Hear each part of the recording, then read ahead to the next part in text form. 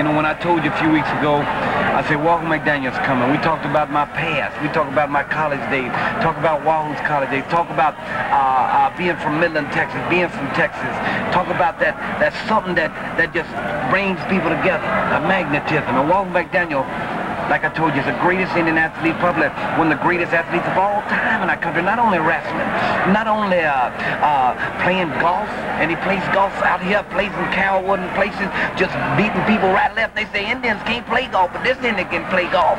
But the thing is, me and Wahoo are here right now for a reason, because I know when I turn and ask help from Wahoo, baby, it ain't gonna be like Ernie Ladd or Pakistan or them guys that Killer Calcott. He's gonna be there, and we're gonna form the greatest tag team, singles and tag team in this history. And let me tell you something else.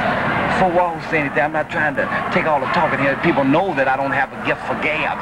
Anyway, the thing is, let me tell Mike Graham, Steve Kern something right now. I mean, they were United States heavyweight champion. Whatever's going on with that belt now, the Japanese team, whatever's going on with that belt, and Spaulding 1 and 2 and that Florida belt and all that stuff going on. It's time now for me and Wahoo just to get a little bit of it, you understand? And whether it's Steve Kern or Mike Graham, we're going to be ready to get a little of it. Is that right, Indy? Well, you know, Dusty and I have been friends for a long time. You might say we're the West Texas Wrecking Crew. We're from West Texas. We grew up together out there. And, you know, I've always been Dusty's friend at times. He made me mad, tore up my feathers one time. Had some hard battles against him, some hard battles with him. I needed some help last year. The man just dropped everything and came up the Midland area and helped me. We cleaned up the whole matter in a short time. Now, Dusty has asked me to help him a little bit. And see, people seem to be 2-on-1. They got everything out of context here. And they think a fair fight is 2-on-1. Well, in West Texas, a fair fight is 1-on-1, and that's what we intend to make it. A 1-on-1 fight or 2-on-2. And like Dusty said, I can't top much more than what he said. We want that U.S. belt. We want that Florida title. Move over. Rhodes and McDaniel are here. What I'm going to tell you right before we watch this film, I'm going to show you a film right now what's been going on. But before, play the film when I finish with my poem. Roses are red, violets are blue. Wahoo and Rose are sweet, and so are you, baby. Go on with the film. Play it right now. Let's take a look at right now. Rhodes against Killer right Carl this minute. Cox. You see here, God, solely I'm ready. I was ready for this thing. Killer Carl Cox, throw my robe up. Dues had to be paid. I paid it fine. Capacity crowd here in Tampa right here. The bionic elbow, count the number of times. Pounding this man just like a 10-penny nail. Driving him into, they ain't even got his jersey off. Number 82, pound him right down to the floor. Got him down now. Right here, they're ringing the bell. Now he's going to start paying dues. I'm in full control of this thing. Son of mine's getting my way. Want to push him out of the way. Fort Hefley Armory going crazy here. Tremendous applause and roar going on. There you see me booging just a little bit. I got everything in hand. Confidence deluxe. Killer Carl Cox going to pay dues. I'm taking $1,500 out of his skull. Take it out of his noggin. His time somebody got down with it. And here I am getting down with him. Look at him, heavily lacerated there. Boom, bionic elbow lowered on him again. Boom, another bionic elbow. I got him reeling rocking now. Can't even stand on his own feet. Right here you see God needs down, but things happen, you know, just like every time I'm in there with something.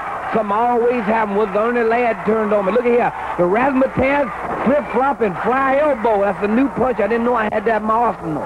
Now I'm ready. Look at Cox up there swinging at me. And right now I'm in full control of this thing.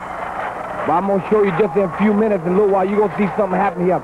You're going to see Buddy Wolf come down here in a little bit. And then you're going to see my good friend, my main man, Wahoo McDaniel, come down. And I'm going to tell you what, with Wahoo in town, things going to change. We're getting ready to make these people stop beating on us like this, 2-on-1 and 3-on-1. You see, he just hit me with a blizzard or something now. Got me down on the mat. Look at him coming over here. Son of mine standing around as usual. Here we are now. Look at him. Going crazy here. Hit me again. Now things have gotten serious here. Killer Carl Cox related back, trying to put my eye out. Right here, kicking on me and everything.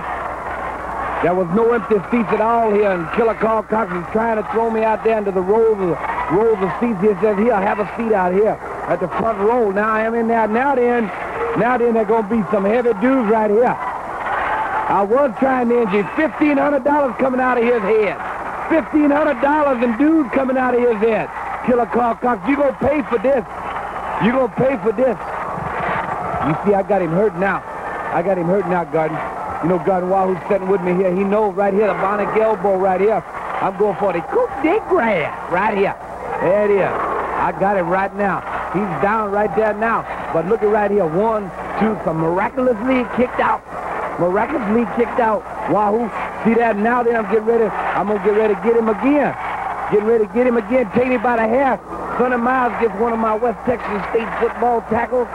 Drove him out, but I'm still in control right here. Trying to get up. Right now, but just man, oh man, it'll be all right. But when they start jumping in, you got to have some help. And right here, you see in your screen right here, who is this here? In his Bermuda, Florida shorts and everything. Buddy Wolf using the neck breaker who beat me for the Florida title with this neck break right here. But right here, wow, I want you to take this because here it comes. You're going to see my main man coming down the aisle right here now. Look at Sonny Myers trying to get in there. Wow, what's going on here? As you can see right here, he pushed Sonny Myers back in. Sonny's going to count you out. I managed to get right under the arm there. Everything's under control now. You see Wolf came in there and jumped on me. Right, give me one there. You see right there. You see that? You got him going now. Wow, right there. Wolf over here. Yep. Wow, we got it under control. Right here, you see, out of desperation, he threw you in there. Look at that. Right there. But right here comes the victory. Wahoo, right here. 1, 2, 3. That's it. And the thing about this thing is, Wahoo McDaniel, Dusty Rhodes ain't going to take no slack from nobody. We ain't going to take no slack from Buddy Wolf or Killer Carl Cox anytime they want it, anytime they want some of it. You see that? Wolf try to come in again, Wahoo. You got him again. Give him a little dose. I want you to watch it right there. Make it eat some poker. All right. It didn't eat up that iron too good. That's right. Look at here now. Wahoo's in there now, taking control of the situation. People running down in the screen here. This thing's got out of hand, but it's electrified. They get down with it now. Look at him though here, Wahoo. This is what we talking about. 2-on-1. We're going to get even with him. Weighing in at 260 pounds, Killer Carl Cox. Billy Starr and Barry Orton going up against Killer Carl Cox and Buddy Wolf.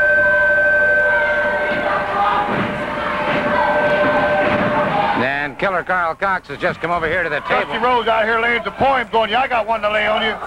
Roses are reddish, violets are bluish. If it wasn't for Christmas, we'd all be Jewish. Now lay that, Dusty Rhodes. Well, okay. Comments from Killer Carl Cox, and I fail to understand the correlation there. Buddy Wolf makes the tag there against Billy Starr. Cox showing a lot of punishment here.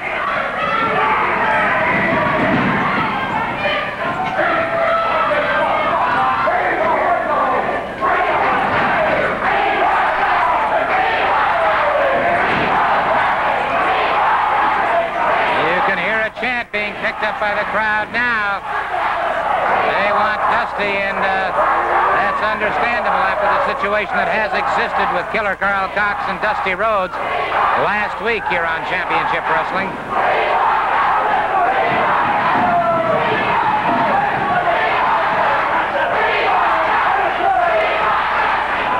You hear that chant continuing now.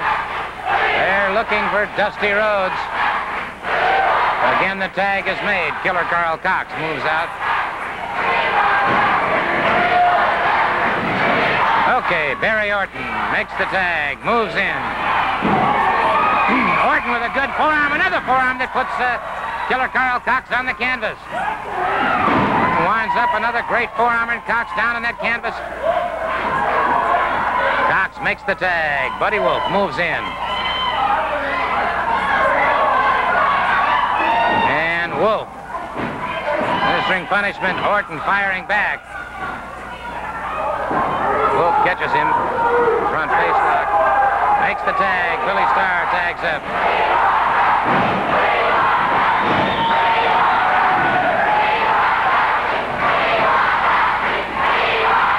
Okay, off those ropes once again.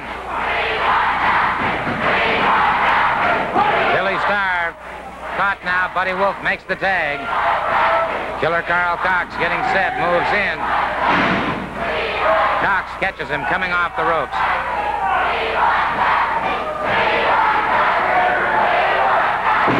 body slam on Billy Starr, and again the tag is made. Buddy Wolf moves into the ring. Wolf, front face lock, has Starr. And the problem here, back into those ropes once again. The referee calls for the break. Wolf on the break, drives the knee to the midsection. Wolf whips his man off the ropes. Cox catches him. Starr on the canvas. Wolf moves in again. Wolf administers the neck breaker. Count of three. A count of three, it is all over. It is all over for Billy Starr. We'll see Buddy Wolf. He's an expert when it comes to applying that neck breaker.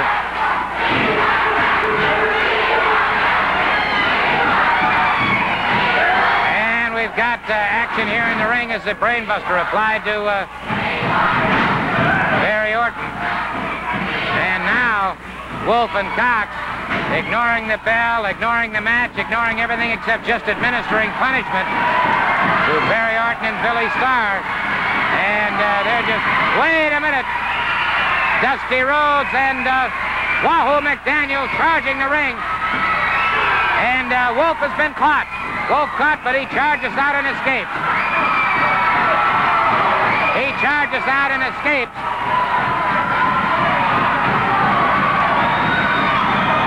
Dusty Rhodes and Wahoo McDaniel have cleaned out the ring after all the punishment that was being administered. There you see them, standing tall. Cox trying to get back into that ring, and Rhodes after him. Again, Cox trying to crawl back in there. Well, when those four collide, it's going to be something else. Wahoo McDaniel and Dusty Rhodes standing firm. We'll just stay with this action. Although I believe now Buddy Wolf has talked some sense into Killer Carl Cox, if that is possible. And it's a standoff here between them now. But they'll meet another day. They will meet another day. No, well, they might meet right now. Our time is gone. We'll see you next week. From Texas, weighing in at 237 pounds, Tiger Conway Jr. Their opponents on my left under the management of Masao Hattori. From Japan, weighing 244 pounds, Mr. Sato. And from Japan, weighing in at 248 pounds, Mr. Saito. There you see it, Sato and Saito, accompanied by Masao Hattori, going up against Tiger Conway Jr. and Steve Brody.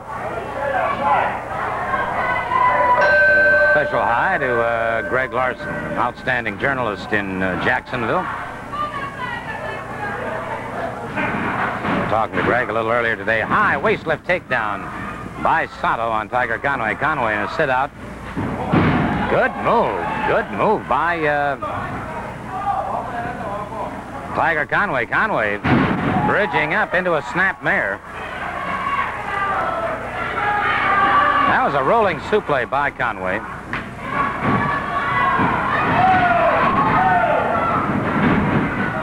Waist drag takedown, but Conway escapes once again. Back on his feet, locks up collar and elbow with Saito into a duck under go behind, lateral heel block and takedown. Into the ropes, the referee calls for the break. Saito back on his feet. Saito competed for Japan in the 1968 Olympics. Has grapevined the leg. And Conway in a lot of trouble now as he underhooks the arm. And has Conway in a very, very painful posture right now. A lot of pressure on the shoulders of Conway. Saito keeping that pressure on, and Conway. That leg block now brings it around. Hooks that arm and escapes. Back on his feet. Saito. Forearm to the back, another forearm. Conway.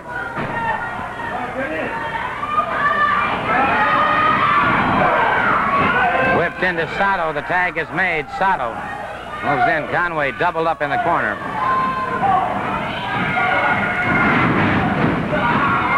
Conway, a beautiful leapfrog up and over his man into a rolling reverse. Broken up. Conway back on his feet. Sato lashes out. And it is Sato and Conway. A slugfest momentarily. Tag is made. Saito moves in.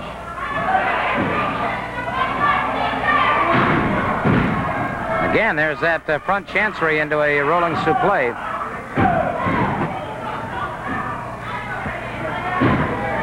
It's very familiar in the freestyle form of wrestling.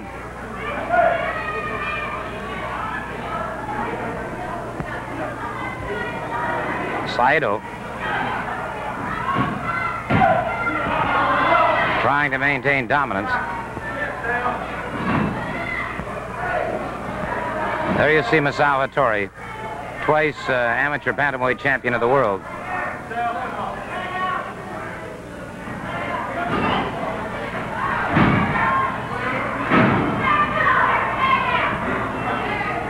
Conway caught, now brought up. Conway up and over his man. Conway makes the tag. Steve Brody moves in. Brody caught in the corner now. And both Japanese men after him now, but it's Conway breaking it up. And Brody being caught by Saito. Coming off that second rope, crashes down, and it is Brody in a lot of trouble now. Conway, and they're trying to break it up, but it is all over for Brody, but Conway battling it away. Conway trying to break it up now. Now they're both after Conway. Both Sato and Saito after Conway, and Conway being held by one and attacked by the other. There's Wahoo McDaniels charging the ring. Wahoo McDaniel has just charged the ring. Wahoo McDaniel now. Wahoo McDaniel and Tiger Conway battling it away with the Japanese team. And we've got a wild free-for-all going now. Sato and Saito taken on as Brody was hurt. Conway and Wahoo McDaniels clearing the ring. Wahoo McDaniels coming in after Brody had been counted down and counted out. Masao Hattori out there protesting, but now beating a hasty retreat as Wahoo McDaniel could not stand to see 2-on-1 as the situation was and launched an attack in a hurry. Wahoo McDaniel, a volatile, explosive competitor, and Conway over there offering him his thanks, appreciating the turn that he did for him. And so Brody out of the ring, and all I can say is that it's a good thing that Wahoo McDaniel was still around, because obviously things could have gone very, very badly indeed for Tiger Conway trying to take on two men. That's absolutely all the time we have for this week. Until next week, Gordon Soley saying so long from the Sunshine State. Happened, and I'm sure is just as upset as all of the rest of us are about Mr. Florida. Mr. Florida. Situations change. The forces of nature don't. I have seen something happen here that would put the absolute fury and passion of any man's existence, of any soul that has reached this earth, into a mighty outrage. Mr. Florida's career could be ended. He could lose the sight of his eye, and chances are he might even do this. At this present time, we are not even sure. Coming to this, the passion he must feel in his heart when he may look up and not be able to see his friends, to see sights, mountains, flowers, trees, or his family. When it comes to this, if this man has not lost his career, if this man does return, Sir Oliver Humperdinck, Super Destroyer, and the rest of them, Leroy Brown, Nikolai Volkov, dues, the word is not even comparable, dues won't be paid. Existence of their very souls will be sacrificed. I can see it coming. Mr. Florida, if you do arise, if you have not lost your eye, if your career is not permanently ruined, and you come back, and you ever call on me to be there, I will. But I hope you have the chance to come face to face when those gates of hell do open and you step into the ring with the man you so dearly want and desire. Because when and if it comes, I know, because I can feel it, Gordon. I can feel the passion in my heart right now. I can feel the fury. I can feel the resentment. I can feel my soul starting to boil myself. And I was not even hurt. You understand? I was not even hurt. I just saw what happened. Imagine what this man must feel. Imagine what this man must have in his heart now. And I don't blame him for anything that he does. You understand? Anything he can think of. Anything his mind might even be twisted a little bit. And any sick thing he can do to these people, we'll just have to do. Sacrifice, Gordon. There will be sacrifices made. Times are going to change. Some very, very heavy words indeed from Bugsy McGraw, and we're going to see him in action right now. Let's turn it over to our ring announcer. This match won fall with a 10-minute time limit. From Indiana, weighing 307 pounds, Bugsy McGraw. His opponent from San Diego, California, weighing 235 pounds, Snake Brown.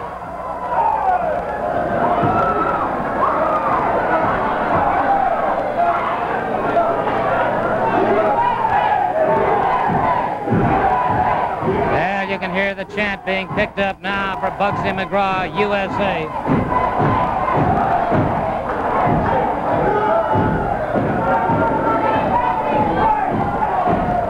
Bugsy McGraw moving around the ring, and Snake Brown has to be totally mystified. An expression, Snake Brown having a difficult time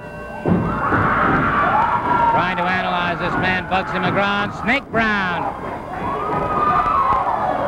on his bicycle. Bugsy McGraw caught up with him.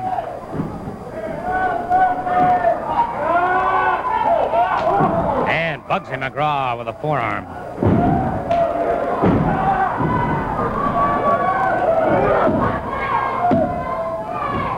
Brown got out of it before the count of three, however. Bugsy McGraw hurdling Snake Brown outside the ring, and Brown still trying to figure out where the attack is coming from.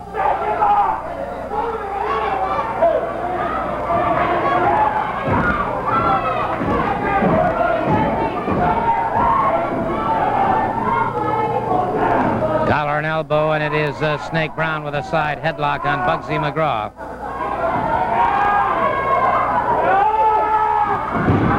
And McGraw just powered him off. Series of forearms across the back. McGraw totally dominating the situation.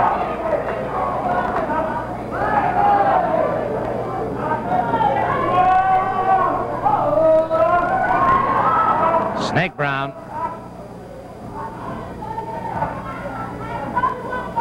caught on a front chancery. Brown firing to the midsection of McGraw. Battling his way out of it, McGraw taking everything that Brown has to offer. McGraw, repeated blows to his back and spinal column. McGraw suddenly, in that McGraw spin, now moves up against his man.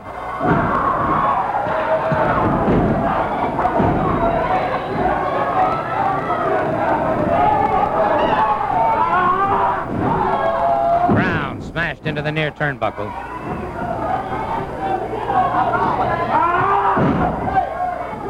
Brown again smashed into that turnbuckle, and his eyes were rolling.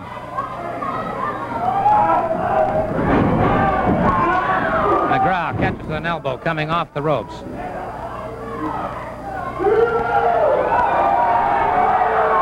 McGraw takedown across the chest of Snake Brown.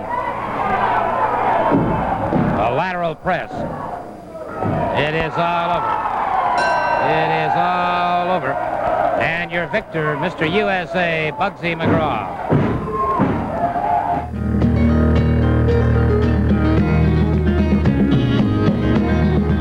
About one fall 30-minute time limit between the Super Destroyer and Mr. Florida. And, of course, the outcome of that thing is really a tragedy. Tragedy, Gordon. Life is full of tragedy. Tragedy is nothing more than a situation. The situation's come down to Mr. Florida now. The gates of hell surely opened on him. They opened, and that fog, that swirling fog, got him. Now there's only one thing to do. If his eye and his career are not ruined, he's got to come back, you understand? He's got to make that long march up that mountain. He's got to go to the top of that mountain, you understand? He's got to be on top, and he's got to see the other side. And only then, Gordon, will Mr. Florida, with his eye burnt like a fried egg, will he see his own soul in reality. Yes, Gordon, the man's going to have a lot of fight in his heart if he wants to come back. But right now, we just don't know. Well, that, of course, is the problem. He is, Gordon. Let us do this. Let us join the closing moments of that match. Mr. Florida against the Super Destroyer. Sir Oliver Humperdinck was at ringside, a most important match, and we'll see the consequences of it. Let's go to the closing moments of that match at this time. But obviously now, at this point in time, the winner of this match steps into top contention against the World Heavyweight Championship. Not only does he step into top contention, Gordon, a lot of pride is at stake here. And, you know, these two masked men, they're fighting for a lot more than just a shot at something. As you can see, Mr. Florida firing back. Man, Gordon, these guys are fighting for their careers, their pride, their whole livelihood at this point now. Rear chinlock takedown by Mr. Florida has the Super Destroyer back on the canvas once. Ripped across the eyes that time of Mr. Florida. Ripping across those eyes once again. Well, Super Destroyer has found out he cannot wrestle on the mat with this Mr. Florida. Now he's trying some of his old tricks here, and this is going to be the only way that this Super Destroyer, I feel, Gordon, that can come back and defeat this man. Headbutt that staggers Mr. Florida has him down on his knees now, and the Super Destroyer trying to cut off that flow of oxygen. More pressure across the throat. Mr. Florida in that corner. I believe at this point here, Gordon, it's going to take a submission to win this match, because neither one of these men are going to be down on that mat that long, because they are fighting back and forth. I've never seen a battle like this on wrestling. No question about that, and a Pier Sixer breaking out now. Exchanging left and right hands, and it is the Super Destroyer now, whose arms are down at his side. Mr. Florida moves in, arm whips him off the ropes, catches him, a high backdrop. Mr. Florida moves in again, drops that knee across the chest. Right now we're playing with the fact that these men are getting weary, Gordon, under these television lights. You know the heat in there is tremendous, and their body temperatures have risen, and they're at it 100%. Got him with a good shoulder smash. The Super Destroyer did not get it. No, sir, the Super Destroyer has him up. He has him up. Oh, no. Moving into that, there's Sir Oliver Humperdinck lighting that victory cigar. Wait a minute. No, sir, he's got him in a rolling reverse. A rolling reverse. He got it. He got it. Victory number one. Mr. Pop, wait a minute. Sir Oliver Humperdinck. And the Super Destroyer. Oh, my God. It looked like Mr. Florida caught that lit cigar in the eye. It looked like he may have caught him right in the eye with that cigar.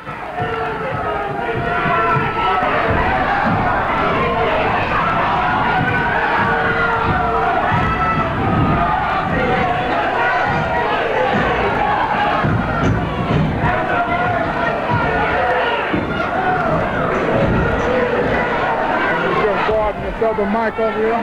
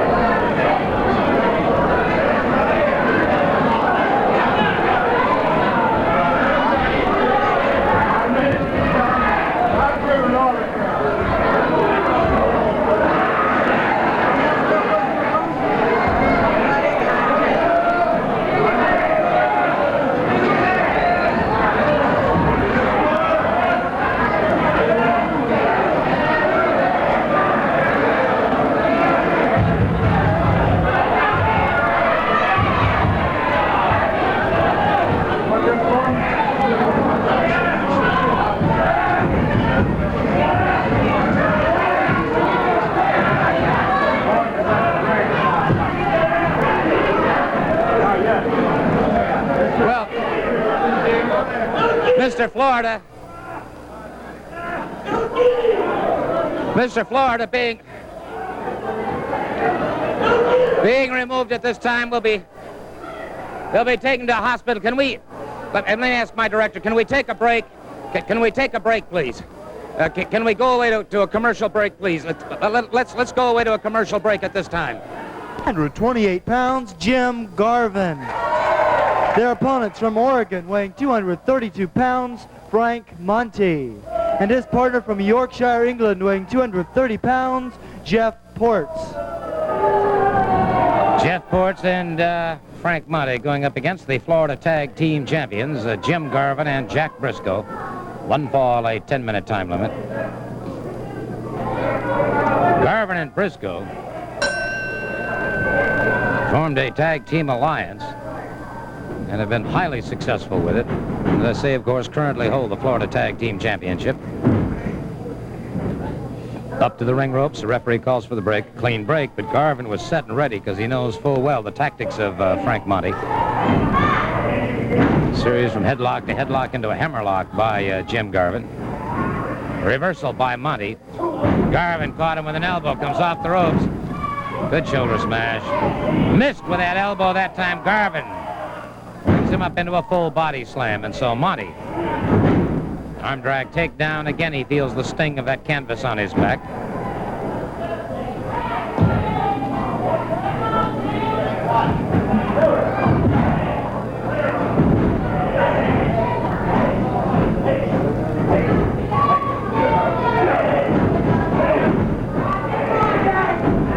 Briscoe in there. The tag is made. Jeff Ports.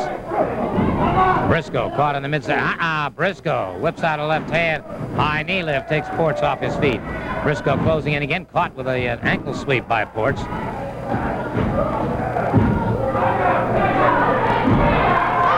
Ports with a variation of the toe hold now. Tag was made. Jim Garvin moves in, and there's the kind of teamwork you'll find. Ports driving for that ankle.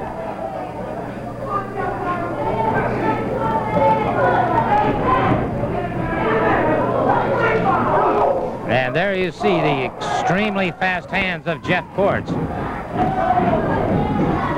Garvin drops to the canvas. High hip toss coming off the ropes. Garvin with another arm drag takedown. You know, we've talked about Manny Fernandez and Latin Lightning. This man, Ports, is just about as fast with those hands as Manny Fernandez. Again, Ports back to the basics. Hooks an ankle, but it is Garvin making the tag. Jack Briscoe moves in. Briscoe, former world heavyweight champion. Trying for the pinning combination. Tag is made. Frank Monty moves in.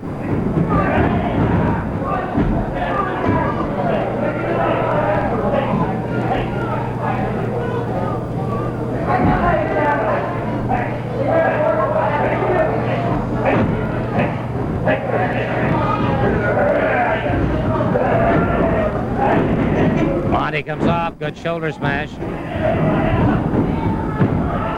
Beautiful drop toe hold by Jack Briscoe, former world champion, takes Monty off his feet, back to the canvas.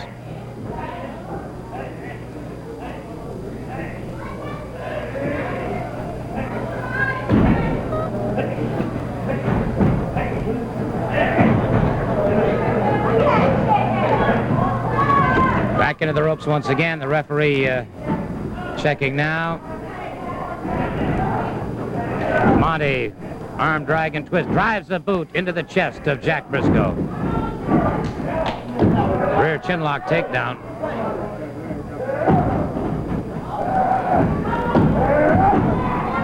Briscoe having some problems here with Jeff Ports. Briscoe coming back to his feet.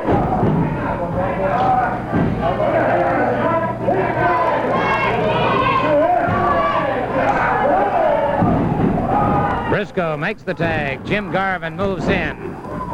Garvin, a series of good forearms to the side of the jaw. Garvin catches him, a high backdrop into a lateral press.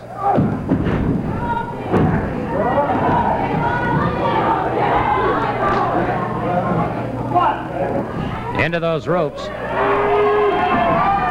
Back into the corner once again. Garvin trapped momentarily. Garvin battling his way out. Frank Monty makes the tag.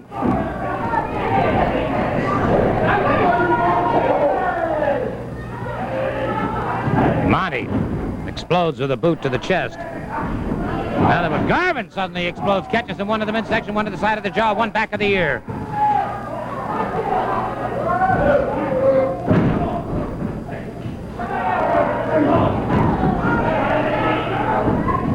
Briscoe back in there, a snap mare on Monty, drives the knee across the chest. Monty powers out before the count of 3. Briscoe back on him very quickly, makes the tag with Jim Garvin. Garvin, the legal man in, catches him a flying drop kick coming off the ropes. Monty trying to make it over to make the tag, cannot. Standing guillotine into a lateral guillotine. A standing to a lateral guillotine by Jim Garvin. Outstanding move, and the victors are the Florida Tag Team Champions, Jack Briscoe and Jim Garvin. I'm going to get over there and say a word or two to Jack Briscoe and Jim Garvin, outstanding athletes and the Florida Tag Team Champions. And gentlemen, we don't have much time, but I would certainly say that you two have got all of the championship caliber that's ever needed. Thank you very much, Gordon. We've been tag team champions for about a month now. We've taken on all comers. We're still accepting challenges from anyone and everyone who wants to try to win these belts. Jimmy and I'll put them up to anybody. At any time, whether it's the Blondes, Dos Diablos, it don't really matter. We're ready for anybody. Well, gentlemen, all I can say is you have that teamwork, that cooperation. The two of you seem to think of one, and of course that's the critical key out there. Well, it certainly is, Gordon, in a tag team situation. You got to have it together. You got to be watching each other, and you got to be knowing what each other's doing. And Jimmy and I have come a long way since we won the belts, and we plan on staying champions for a long time. Jack said it about it all. There you have it, the comments from the Florida Tag Team Champions, Jim Garvin and Jack Briscoe. Two truly outstanding athletes, and I have a hunch they're going to be champions for quite a while to come. We'll be back with more action in just a moment.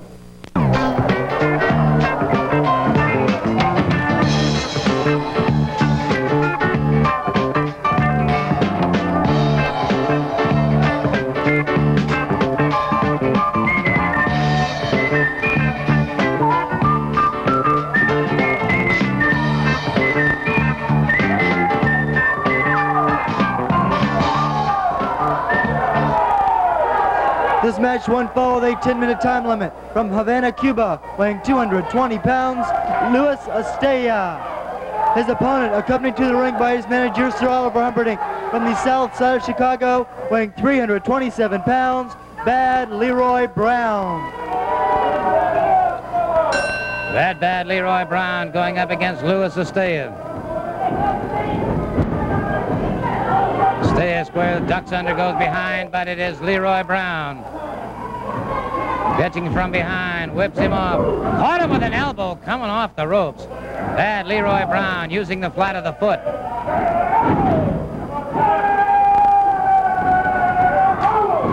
Catches him again. Estella staggered into those ropes.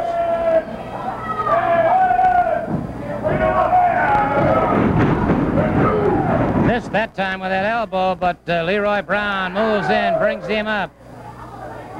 Full body slam. Off the ropes, down with that elbow. A count of 3, it is all over for Luis Estella, your victor, Bad Leroy Brown.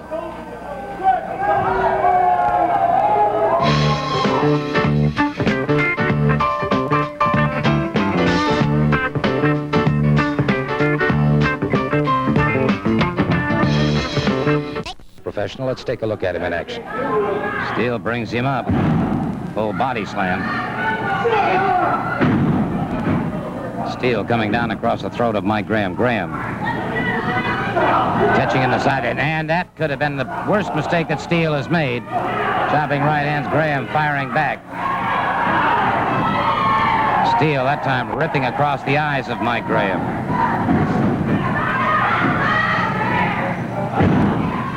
Graham smashed into that far turnbuckle. Steele again smashes his head into the turnbuckle.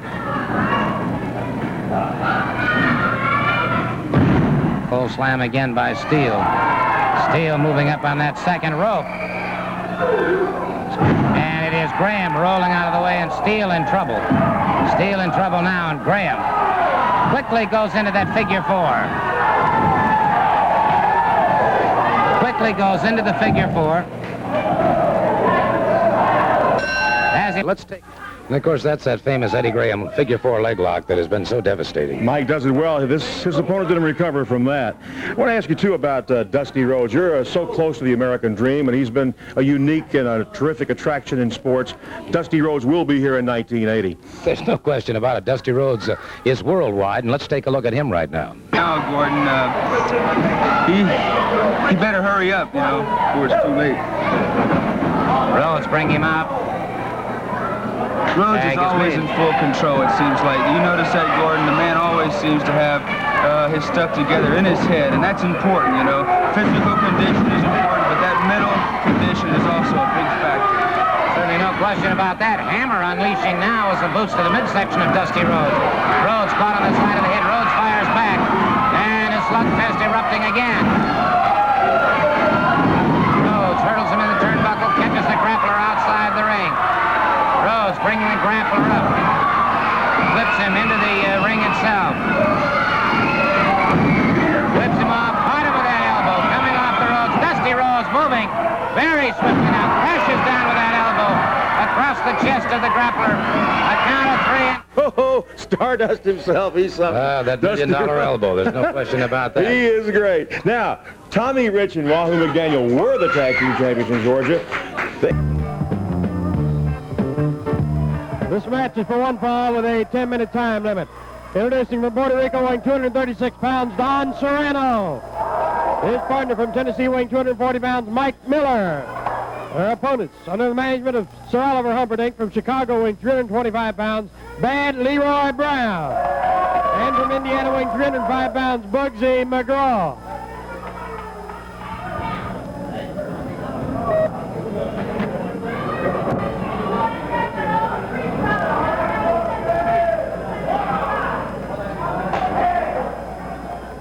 And so Sir Oliver Humperdinck brings out two of his champions.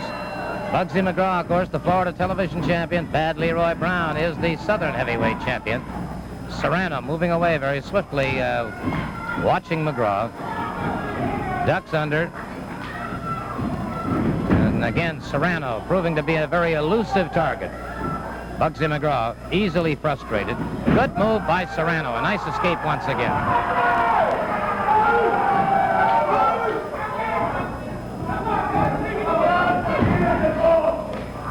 All right, once again, now Serrano with an arm drag and twist, but it's McGraw reversing that situation. Serrano turns into his man.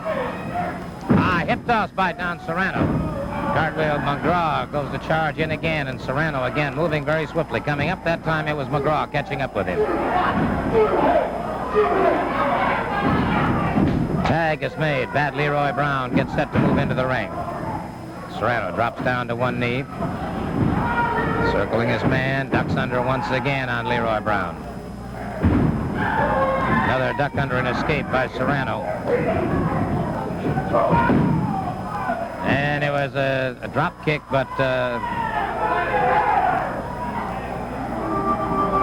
Brown stood there like a redwood tree, did not go down. And Mike Miller caught on the chest now as Bad Leroy Brown makes the tag. Bugsy McGraw, cheap shot to the midsection before the break. Snap there.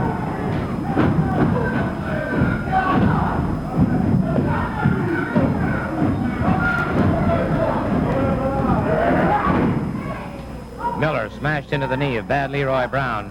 Bugsy McGraw catching him on the chest once again. Leroy Brown moving against him. A boot to the midsection puts Miller back to the ropes. Another chop into the chest.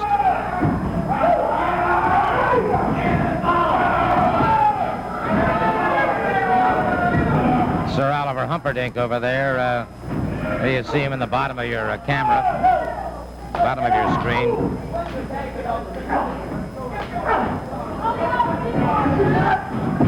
Hip toss by Bugsy McGraw once again. Miller moved over. Makes the tag. Don Serrano from Ponce, Puerto Rico moves in. Good forearm by Serrano, another good forearm. McGraw rips across the base, catches Serrano back of the head, to the base of the spine once again.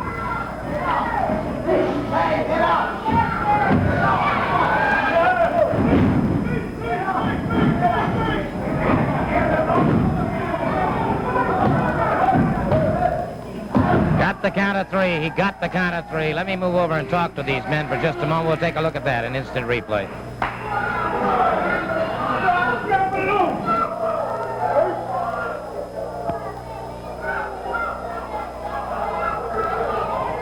I want to take just a moment to talk to Sir Oliver Humperdinck. Obviously, that fantastic elbow smash by Leroy Brown just creamed the guy, man. He didn't have a chance.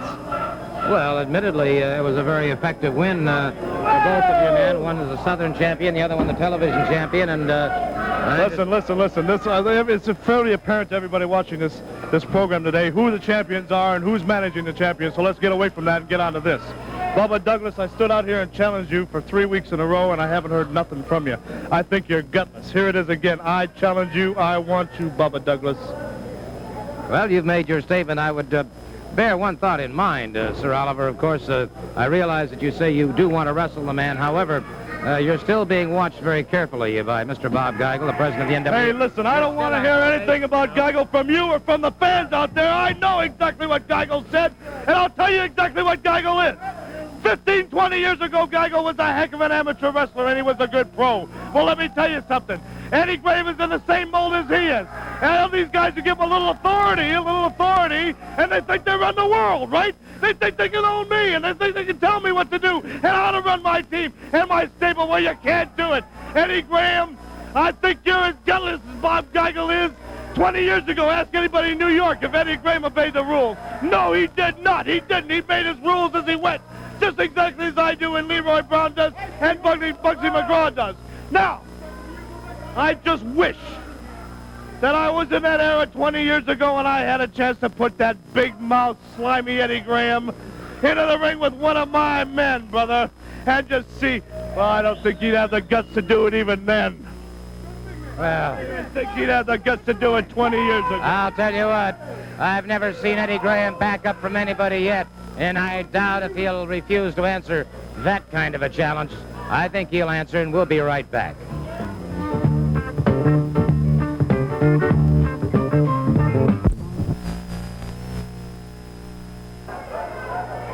This match is for one fall with a 10-minute time limit. From Tennessee, weighing 240 pounds, Carl Fergie. His opponent from parts unknown, weight unknown, the Super Destroyer. All right, the Super Destroyer. And he is a big fella, no question about that. He looks to be around the same size as that bad Leroy Brown. Going up against Carl Fergie. Fergie, 240 pounds. He's in the orange trunks. Fergie. Front face lock. Look at this. Super Destroyer just picked him up and threw him off.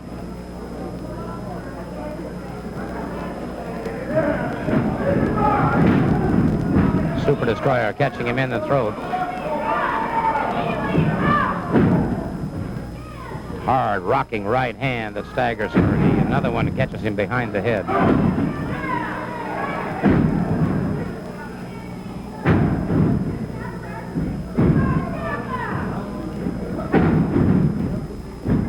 So the Super Destroyer has just caught one in the midsection, catches another one.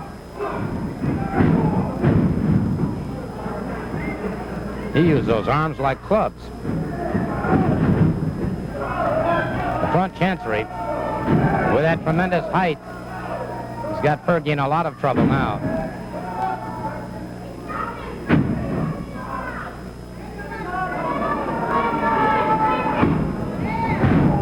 Catches Fergie again and staggers him. Fergie hanging on now in the Super Destroyer. Again, catches him. Now, Super Destroyer drives the knee in. It is Fergie firing back. He's game.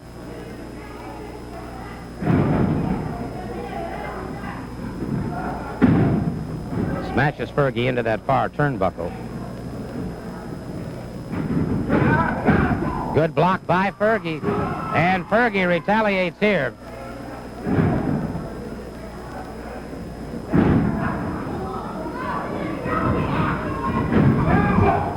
Fergie caught in that top ring rope that time. The Super Destroyer using every bit of the ring to his own advantage. Runs him into that ring rope again.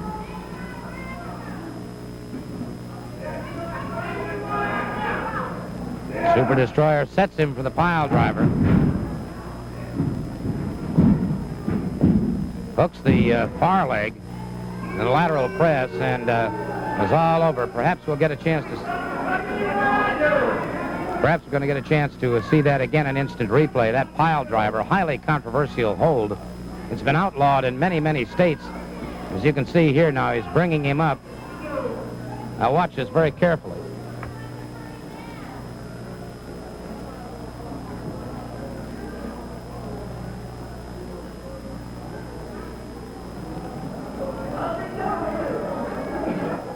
Ask the Super Destroyer a question, if I may. As he came out to go to the ring, he gave me this check, and I'm just a little bit curious about a check for $5,000, sir.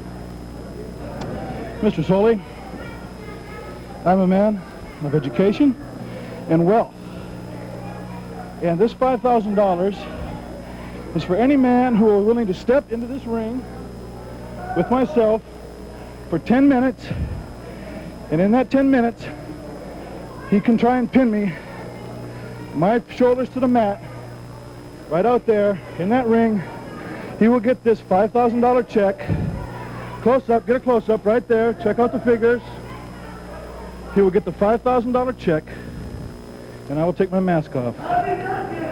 And that is what the $5,000 is for, Mr. Soley. That's a rather bold assumption, a matter of total and complete confidence. Well, Mr. Soley, I've shown you my pile driver out here, which no man can stand up to. I have my 300 plus pounds. I have the man there. I have him up, plus that man's weight.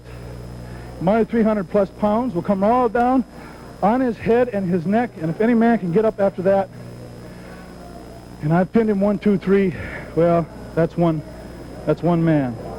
But I've found nobody that can do it yet. I don't think anybody will, Mr. Soley. You mean anybody then that wants to step into the ring with you, if they can pin you within 10 minutes, they'll get this $5,000?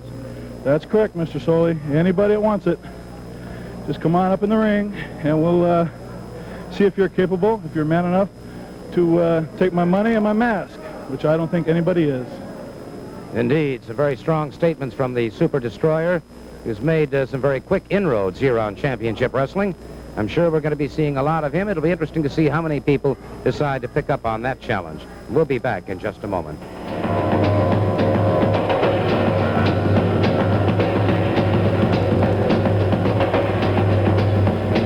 Championship, Luis Estella.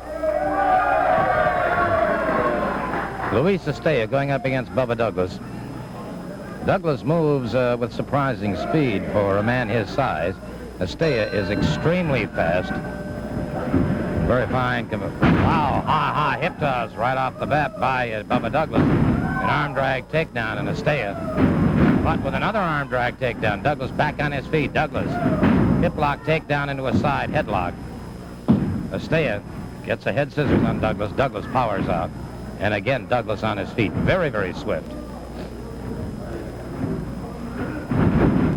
Well, go behind and heel block takedown by Estella. Douglas once again breaks free, back on his feet, collar and elbow.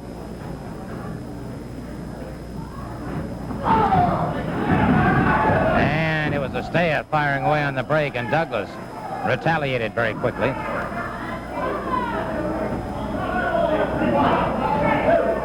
Estella caught on the chest by Bubba Douglas. Douglas arm whips him off. High backdrop by Bubba Douglas. Douglas catches him a flying drop kick that all but demolished Luis Estella. Douglas brings him up again, a full body slam.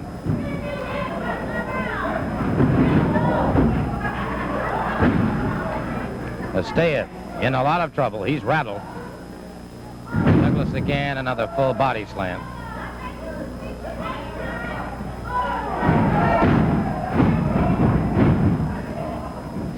Douglas. Lateral press, hooks that far leg, and rolls to a fast victory over Luis Estea. I'm going to try and get Bubba Douglas over here to the desk. I know he's got certain things on his mind, and some comments were made earlier in the program that he might want to respond to at this time. Gordon, Humperdinck won in there, but he got me. Anytime, anywhere, there's no way Humperdinck can defeat me. He have two chances, slim and none. As far as I'm concerned, Humperdinck just another parasite, leeching off someone else's ability. And he'll find out that he made the worst mistake in his life, challenging me, because I want him. Anytime, anywhere, I'm ready. Well, there you have it. Bubba Douglas answering the challenge of Sir Oliver Humperdinck. And it's pretty obvious that all Mr. Humperdinck has to step into a ring anywhere, anytime, any place. And Bubba Douglas is ready, and we'll be right back.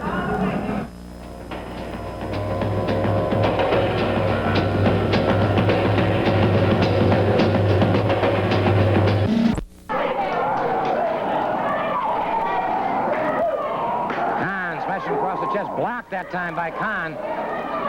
Front chancery with Killer Khan. Now Khan. Move inside, and it is a good block and a back out by Eddie Graham. Graham keeping him tied up, and time continues to move. And Graham now pulling out the stops. Graham, who apparently started off defensively, now has decided he's going to take the battle to Killer Khan. And Graham moves in, he catches him with a hard right hand. Khan rips across the eyes.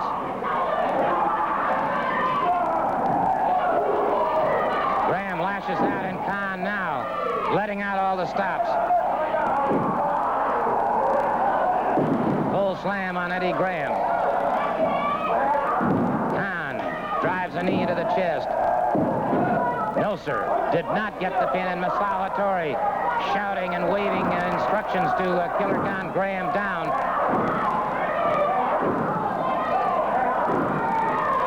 Graham in trouble on that canvas now. And again, Masao Hattori issuing more instructions. A knee to the midsection of Eddie Graham, another knee. Now Graham fires one to the midsection of Killer Khan. Aha, that one caught him solidly on the side of the jaw, but Khan both into those ropes again. The referee calling for the break. It's Khan with a chop. Graham. The right hand once again. Khan drives that knee. Now it's Graham back. Another one to the midsection. Oh, chop across the throat and another one. And Graham on those ropes and in trouble now. Graham caught again. You can hear the chant here being picked up here at the Sportatorium. Go, Eddie, go. 1, 2. No, sir. Move that shoulder out before that count of 3. And Graham still fighting back gamely. Graham in trouble now. Caught in the throat. Repeated boots to the top of the head now, and Graham. Khan has still not been able to put his shoulders down for that count of 3. Salvatore said he could. Graham. Both men up and over and outside, and it is Graham back into the ring. Killer Khan outside the ring. And Masao Hattori complaining. Masao Hattori complaining about going over that top rope. Masao Hattori in the ring now, saying that the match should be... And now we've got Masao Hattori and the referee, and Graham back on his feet. Graham now going for the figure 4. Eddie Graham going for the figure 4. Broken up Tito and Sakurada in there. Tito and Sakurada, both of them after Eddie Graham. Now they've got Graham. Oh, they chop him in the throat. Wait a minute, here comes Mike Graham and Ray Stevens. Graham taking repeated punches to the throat. Mike Graham and Ray Stevens in there. Graham is down. Killer Khan coming to his feet, and we've got us a real Pier 6er going here now. Sakurada and Ray Stevens, and it's Mike Graham and Hito in the far corner. Eddie Graham outside the ring. Eddie Graham coming back into that ring after Killer Khan catches him over the top of the head. Khan is down. He catches Hito. Khan is down, and ow, Graham catches a chop in the head. He fell over Khan. He's got the cliff.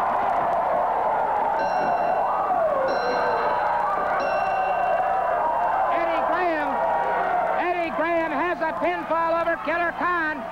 And Slackaruda and Hito have left the ring. Let me get over there and see if I can talk to them. Let me find out how he is. I'll be over there.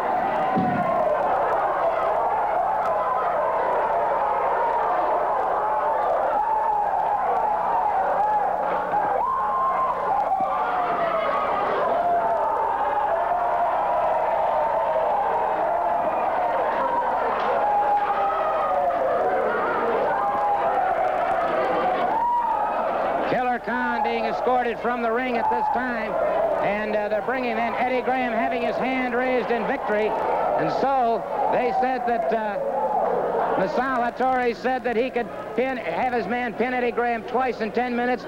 He not only couldn't do that, but he ended up getting pinned himself. There you see it again, Eddie Graham's hand being raised in victory. I want to take a moment, if I can, to talk to Eddie. I know he's dazed and battered from all of what happened in there. But, and just as soon as he gets a little composure here, I certainly want to say that Masao Hattori certainly raised the hackles of a man that he never should have messed with in the first place. He said he could beat this man 2 falls in 10 minutes. Instead, it's Eddie Graham having his hand raised in victory. And Ed, are you capable enough to talk for a moment or so? About what? Well, first of all, you took an awful risk, Eddie. You haven't been wrestling in a while. A lot of things must have gone through your mind when you stepped into that ring. Well, yeah, I suppose so. I guess, Gordon. But you know, when somebody says they can beat you 2 fouls in a certain amount of time, that's biting off a hell of a lot. Really, because all I got to do is be defensive. So, you know, I wasn't that far out front. I thought it out pretty carefully, and the man's got to beat me, you understand? There's a lot of difference in going out and going after somebody as opposed to just being defensive and wait for him to shoot in. I guarantee you. Well, Eddie, I know you started off, you looked like you had that theory in mind. You were being fairly defensive, but suddenly something in here triggered you and you went after him. Well, I don't know, Gordon. You know, as any professional athlete, body contact sport I'm talking about, street fighter, brawler, whatever, I guarantee you that I've been in that ring about 8,000 times in my lifetime. And I never went in that I didn't have a little bit of nervousness or butterflies, what do you want to call it. I think sometimes that may be healthy because it makes you prepare. But as any one of them will tell you, that as soon as you make contact, that all disappears, brother. It's gone. You can be nervous, whatever, but as soon as you make contact, you do what you're trained to do, I suppose. I had some plans in my mind and setups and things that I thought he might be trying to defense figure 4 and this and that. But once you make the contact, I guess it all goes out the window and it just reverts back to instinct. And with people like this, and I'm not going to call them, because they are athletes, they're tough. They're tough. I can't use the word, but, you know, they're well-conditioned, and they'll use anything in the world to win, so I'm not going to sell them short. But I did have a game plan in mind that I thought maybe I could set them up or something. I figured the thing they're worried about was a figure 4, and I had some other things in mind. But something better came up. Mainly a chair, brother, and that's what it really boils down to, is they say that a good coach can recognize it and a great coach can't teach it. And that's guts and desire. And all my experience and all my everything, I guess that's what it boils down to. If I got the good Lord to thank for anything, is that where I was born up in them Tennessee mountains, brother, if you didn't have heart and desire, you were finished to begin with. So I ain't gonna lay down and quit. That's my bottom line. There you have it. The comments from Eddie Graham. May I just say this? There goes a wrestler and one hell of a man. You know, there's a movement, and it's a very, very funky movement. Yes, it is, Rhodes.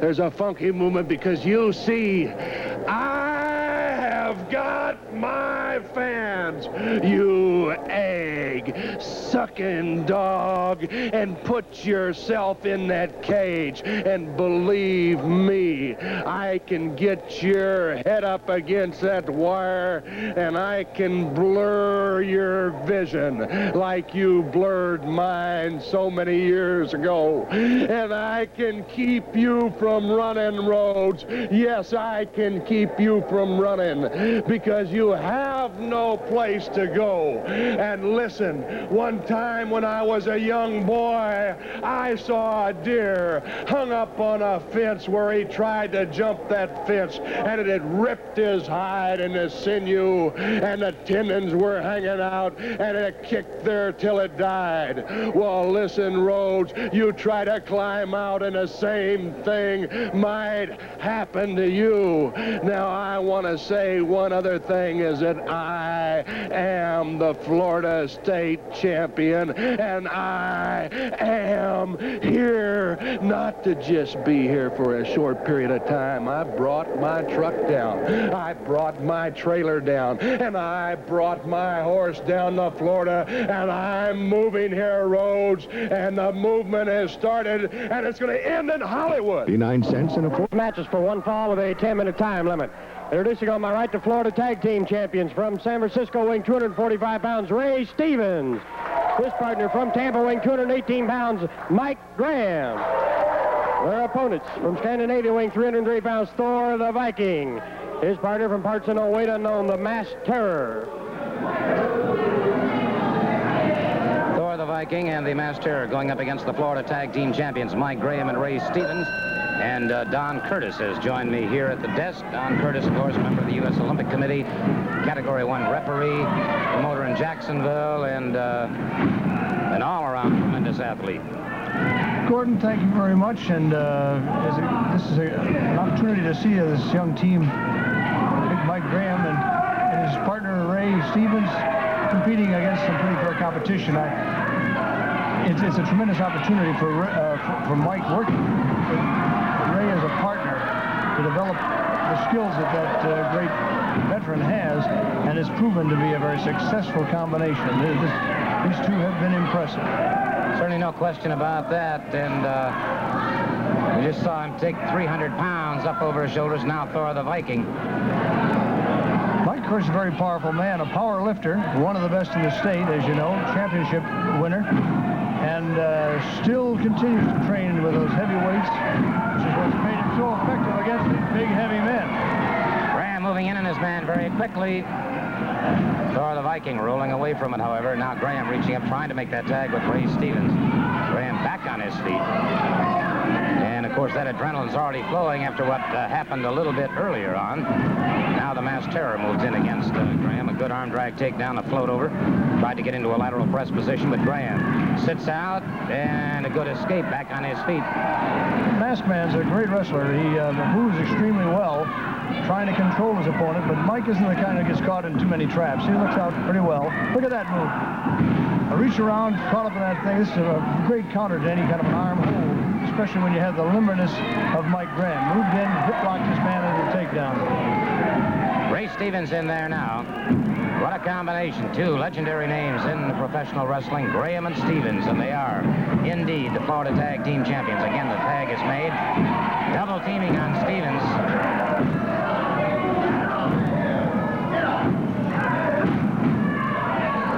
Thor the Viking catching Stevens on the side of the jaw. Notice Ray keeps constantly trying to get back to his partner, trying to work his way away from the opposing corner in order to get into a safe position. Again, that tag is made, and again, you'll see some double teaming here between the Masked Terror and Thor the Viking, and Stevens caught.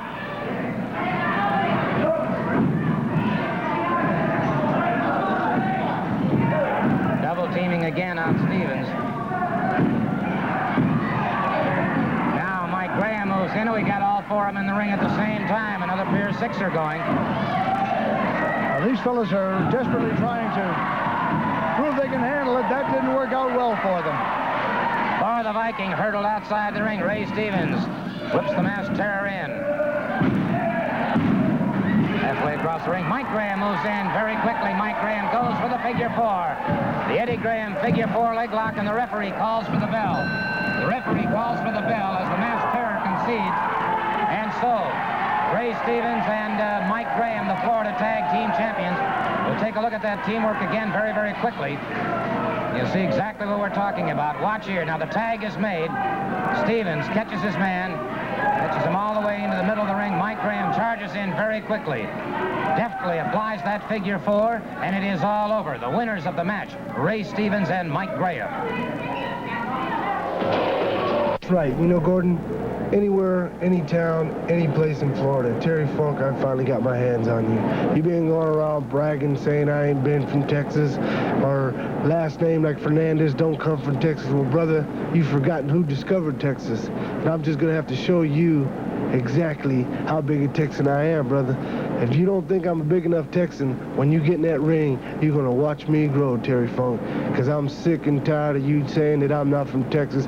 I'm a Texas, and I'm proud of being from Texas. I played at West Texas State, one of the better universities, and I know because you played there, and I'll admit this much, you were a heck of a football player, and I think I was a heck of a football player too. But Terry Funk, when it comes to the ring, if you want to get down, we're going to get down, brother, because I can wrestle, and that's all that counts, brother. And it'll all happen Friday, October 19th in Homestead at the National Guard Armory.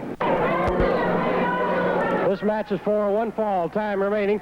Introducing for parts unknown, weighing in at 230 pounds, Sweet Brown Sugar. His opponent from Minnesota, weighing in at 250 pounds, Bill Irwin. Bill Irwin going up against Sweet Brown Sugar. Gordon, I just want to mention to the folks up in Jacksonville, you know, we have a traditional Thanksgiving Day match in Jacksonville. Every Thanksgiving in the afternoon, we have the big Turkey Day match, and this Thanksgiving, we have something very special, a big surprise for all the wrestling fans. And I won't give any of the details at the moment, but keep your eye out for that big Thanksgiving Day match coming up this year, because it's going to be a dandy up there in Jacksonville. Forward slam by Irwin on Sweet Brown Sugar, crashes down with that elbow into a lateral press. And Sugar powered out of that one, though, and tremendous strength in this young fella. He's a tremendous athlete and a man with a great future. And he has great plans for his future. He's determined that he's going to be the first black heavyweight wrestling champion of the world, and he's well on his way in that direction. Certainly no question about that. He's a great athlete, and he has made that promise to his mother and dad. You know, his father is a minister, and this young fellow is a national champion in Irwin, caught in a high backdrop. And that has to take a tremendous amount of stamina out of a person, Don. It certainly has. The big man, when he hits with all that tremendous momentum. And, of course, that's the secret to Brown Sugar's tremendous wrestling talent, the great lifting power. And he handles a man like this just exactly like he would handle a much smaller man. He lifts him with ease. Bill Irwin powering out again before that count of 3. Sugar caught that time coming up. Irwin out with a hard right hand, now a headbutt. Using that forearm across the back now, driving a knee to the midsection. And so, Sugar on those ropes, giving away at least 30 feet. High leapfrog over his man. Wow, a drop kick that almost ripped his head off. Another one. Sweet Brown Sugar. Sugar going to the air. Irwin. What a jam shot. And it is all over. It is all over, and we'll take a look at that again. See that one. What a hit that was. Sweet Brown Sugar. Now this man is all muscle and 2 yards wide. I'll tell you, watch this. Irwin staggering. Brown Sugar. Look at the momentum he hit with that drop kick. Nearly turned him upside down. I'll tell you what. Would have been interesting to have a radar gun on that one to catch that speed when he came off. That was unbelievable. What tremendous momentum, the power that he hits with. And so your victor in no uncertain terms there, Sweet Brown Sugar. Eddie Graham made a comment, you know, earlier, right after he had that match with Killer Khan, and he said, and that's the bottom line. And I guess that's the one thing about Graham, is that that's where he deals, is with that bottom line. And I guess that's why he has been the success that he's been over the years in professional wrestling, and I guess that's why he is the kind of man that he is. Well, he has lived the type of life that he believes is right. He believes that in order to be a champion, you had to be a champion all day long, and that's just the way he is. That's kind of a man. He's a 100% champion all the time. And he's the kind of a man, too, that'll reach way, way down and suck it up and come back and not only take all that punishment, but then be darn sure he's willing to give it out as well. So let's tell you what let's do. We've got a moment here. Let's go back and take a look at the closing moments of that situation. When Eddie Graham and Masao Hattori had boastfully said that he could have any one of his men take Eddie Graham and pin him 2 falls in 10 minutes. Let's take a look at what happened to Killer Khan when he attempted that very feat here in the squared circle. Still not been able to put his shoulders down for that count of 3. Hattori said he could. Graham, both men up and over and outside, and it is Graham back into the ring, Killer Khan outside the ring, and Masao Hattori complaining. Masao Hattori complaining about going over that top rope. Masao Hattori in the ring now, saying that the match should be. And now we've got Masao Hattori and the referee, and Graham back on his feet. Graham now going for the figure 4. Eddie Graham going for the figure 4. Broken up Hito and Sakurada in there. Hito and Sakurada, both of them after Eddie Graham. Now they've got Graham. Oh, they chop him in the throat. Wait a minute, here comes Mike Graham and Ray Stevens. Graham taking repeated punches to the throat.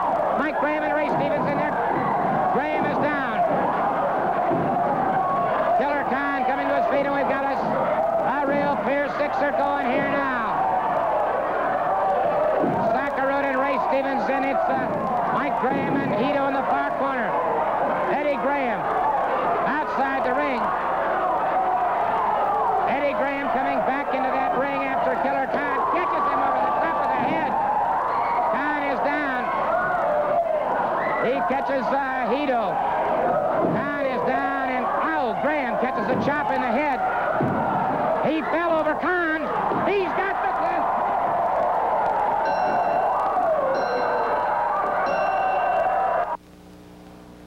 Well, I don't imagine Masao Hattori will be making any more challenges like that in the It future. had to be a losing operation right from the beginning to take a man like that and try to beat him in 10 minutes. You better be busy. Hey, amen for sure.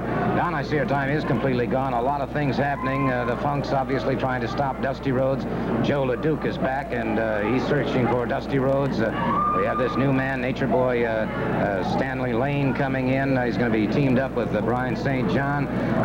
It's a lot of holiday season. That's true, Gordon Soul. You know, I met him a few years back, and what a kind old fella he is, and he assured me it's going to be a great Christmas for everybody. And I just want to take this time with you today to wish everybody out there and all the people here in the Sportatorium a very Merry Christmas and a real Happy New Year.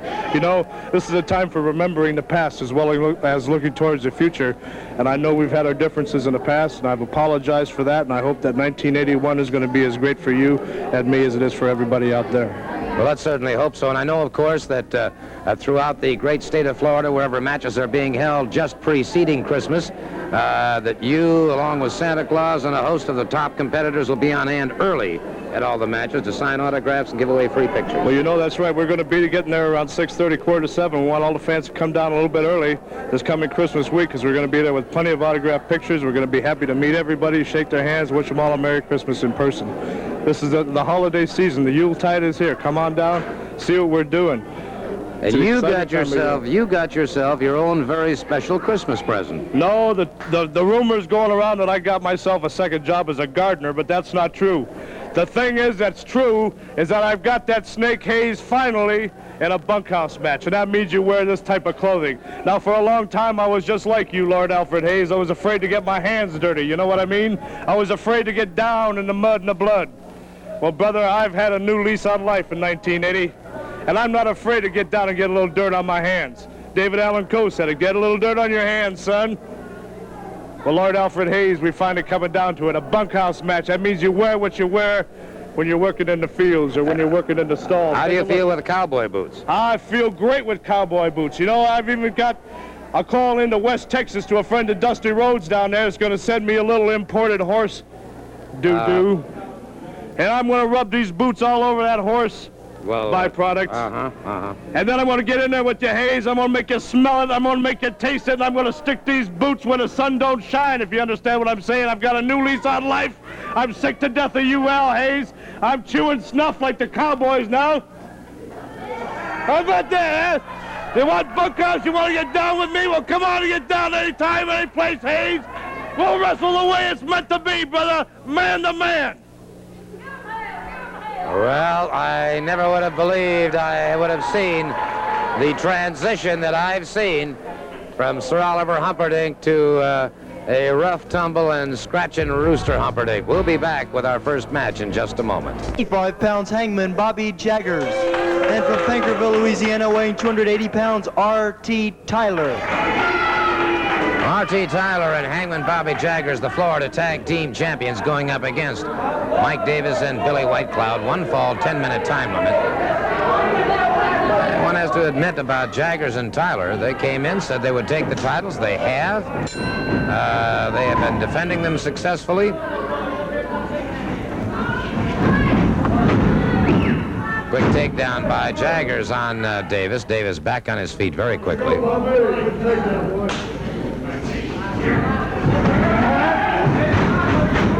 Hammerlock. Good reversal by Davis, and Jaggers very quickly makes it to the ring ropes and forces the break. Tyler watching on, very interested in this match. Sort of a rear chancery here by Jaggers, and Davis broke it up. And so Jaggers now thought he had his man in a spot there, and he realized that Davis is very resourceful. Tag is made, Billy Whitecloud.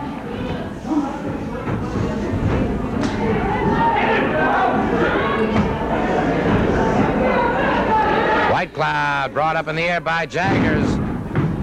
Suplex that has Whitecloud staggered. Jaggers back to his feet. Snapmare that has Whitecloud down. Whitecloud springing out of a possible pinning combination. It's Whitecloud now. The step over on the arm, and behind his man in one arm drag takedown. Sort of a back roll that was very effective. Jaggers, frustrated by that one, rips across the eyes of Whitecloud. Good move again, another back roll, and Jaggers makes the tag in frustration with R.T. Tyler. And Tyler, very quick hip lock takedown, but Whitecloud into a head scissors.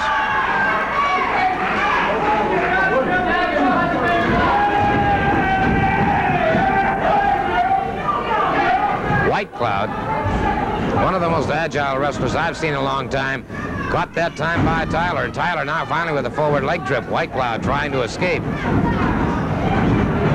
And it was Whitecloud making good his escape. So Tyler, look at this man with some frustration here.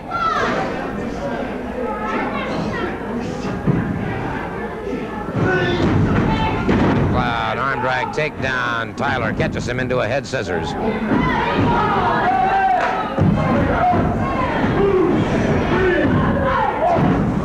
Tag was made, and Jaggers came in, took advantage of that 4 count. Jaggers down with that elbow.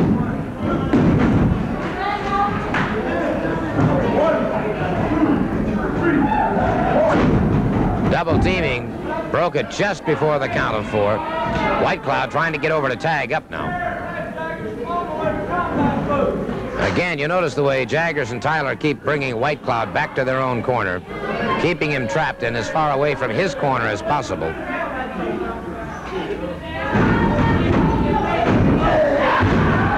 Whitecloud lashes out with a boot, catches the tag with Mike Davis. Davis, a good high knee lift that puts Tyler down, and Tyler very quickly tags up with Hangman Bobby Jaggers, and Tyler shaking his head.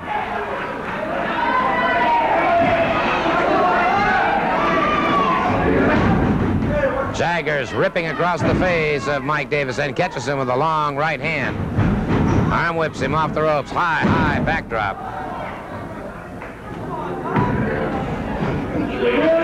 Brings him up again. Backbreaker. Davis powers out before the count of 3, however. Jaggers has him up into the knee of R.T. Tyler.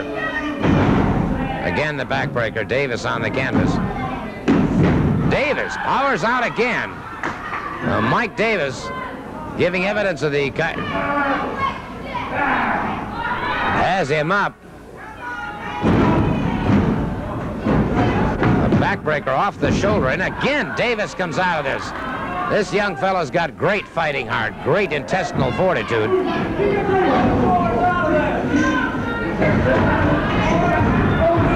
Jaggers caught that time, and Davis makes the tag with Billy Whitecloud. Whitecloud moves in, catches Jaggers twice in the pit of the stomach. Quick snap mare. Whitecloud now drives the knee into the chest. Now another snap mare has Jaggers down. Whitecloud again drives the knee to the chest. Whitecloud, a chop into the chest coming off the ropes. Crashes down across him. Count of 2, Billy Whitecloud going for a pin. Tag was made. R.T. Tyler made the... Wow, caught him. Well, there's the kind of teamwork that has brought them the Florida Tag Team Championship. The tag was made. Tyler was the legal man in the ring. Caught Billy Whitecloud coming off the ropes and all but tore his head off. And what all I can say about these men, as I said earlier about Mr. Tyler and about Mr. Hangman Bobby Jaggers, they came here, they said they would become the Florida Tag Team Champions. They've done just that. And no one can deny their capabilities and their... Gordon, I came here with a purpose in mind. This is the purpose. We did it. We're looking for the best to put them up against. If there's any best out there, which we haven't found yet, if there's any best out there that's not afraid of the cowboy connection, we're waiting. We're ready. Because you put a dip of snuff in your mouth, boy. That'll make you a cowboy. You're starting to think and act like Dusty Rhodes. You know something, Humperdinck? I think you should be married to Rhodes. Now let's get down talking a little bit of business. Let's talk about the Florida Tag Team Champions. Let's talk about some competition, Gordon Soley. Rhodes, go find yourself a partner. Wyndham, you and Fernandez, anytime, anywhere. And Mike Graham, quit hiding behind your daddy and quit hiding behind your past record as an amateur wrestler. This is not amateur, Mike Graham. Prove to us that ring is a professional and you can beat us. You can't do it, Mike Graham. And Gordon Soley, it goes to prove to every wrestling fan that watches this show, there is no tag team competition in Florida. Well, indeed. The comments from the Florida Tag Team Champions, R.T. Tyler and Hangman Bobby Jaggers. I wonder what kind of a Christmas they're going to have. We'll be right back. Between Dusty Rhodes and Dory Funk Jr. that I think you might find very, very interesting. Man. That's exactly right. You, Dusty, and Dory Funk Jr. Stan Hansen, Brody, Rhodes, Duncombe, and a bunch of has-beens and dropouts, and Wyndham and Fernandez. All right, let's take the greatest there is. Let's take a look at Dusty Rhodes and this particular incident with Dory Funk Jr. You know, Bruce, it's real, this is exciting. This is what it's all about right here. All these fans, Dusty Rhodes, the American Dream, Florida Heavyweight Champion. A lot of talk about Harley racing, Dusty Rhodes. A lot of letters. I'm sticking to my gun. I'm sticking to the gun.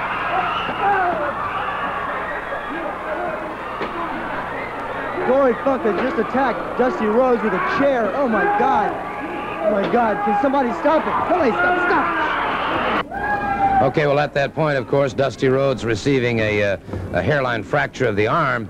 Of course, the Florida Heavyweight Championship going on the line.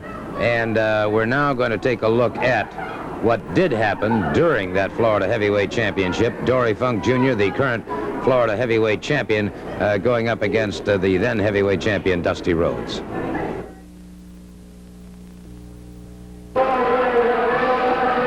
And Dusty Rhodes, against the advice of all of his friends and the physician trying to come back now to defend the Florida Heavyweight Championship. There you see him, Rooster Humperdinck telling him, no, don't get into the ring. Dory Funk taunting him from outside the ring. Manny Fernandez, Latin Lightning, telling Dusty, no, absolutely not. Dusty Rhodes, and you cannot see it here, has an ice bag on that injured right arm, and Dusty Rhodes in tremendous pain here, in great pain.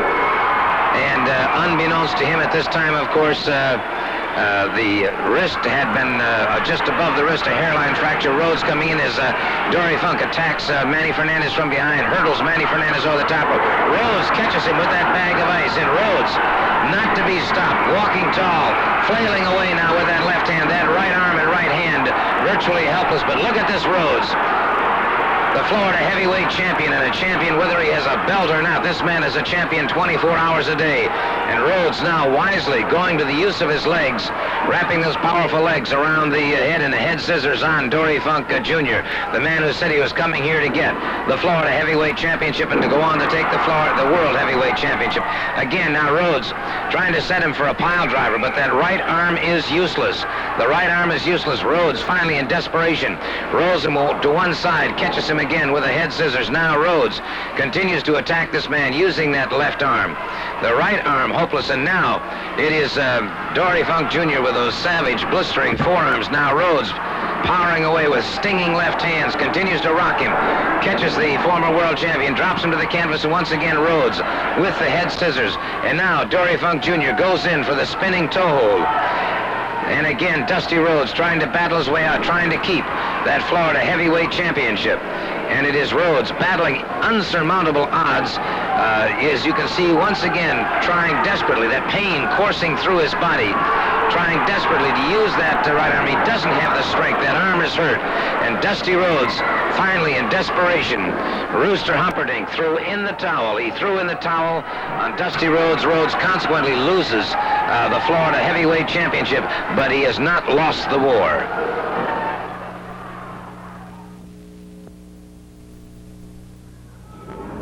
Rooster Humperdinck, of course, did the only thing he felt he could do, the only humane thing. Fearing permanent injury to Dusty Rhodes, he threw in the towel. I might point out, Mr. Murdoch, even though that pleases you, that Dusty Rhodes was never pinned by Dory Funk Jr. Dory Funk Jr. might have the Florida Heavyweight Championship right now. I understand that you're even talking about teaming up with him. Hey, Gordon, you know, years ago, my dad wrestled Dory Funk Jr.'s dad. I mean, it was a fight, and I grew up hating the Funks. I grew up fighting the Funks every day, whether it be when we were selling Cokes and popcorn and peanuts at the wrestling matches, or whether it be at the gymnastics, or whether it be at the high school sock hops. Every time we met, we started fighting each other, and I grew to respect those men because they never quit. Also, another man that never quit, and I'm going to give him credit, even though he's just a little bit plastic, is Dusty Rhodes. Dusty Rhodes won't quit no matter what the odds are against him. He won't quit, and I give the man credit for that because, hey, I respect Dusty Rhodes, don't get me wrong. But right here is the only man in the world that's got Dusty Rhodes' number, that's got Dusty Rhodes' personality, that's got Dusty Rhodes' lifestyle, that knows Dusty Rhodes better than his wife does, is Dick Murdoch. And I am the man that can beat Dusty Rhodes and make him say, I quit, right in the middle of the ring and beg to ask me to let him go. Mr. Murdoch, I don't think either you nor I will live long enough to see that day. But you might thank not you. live long enough if you keep mouthing off. Uh-huh. Thank you very much, sir. We'll be back in just a moment. From Claw, Baron von Raschke, and of course with him is Lord Alfred Hayes.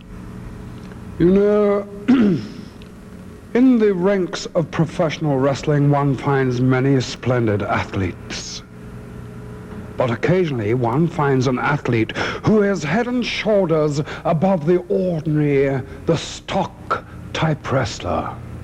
I refer, of course, to this German of prodigious strength, especially in his right hand, by the name of Baron von Raschke.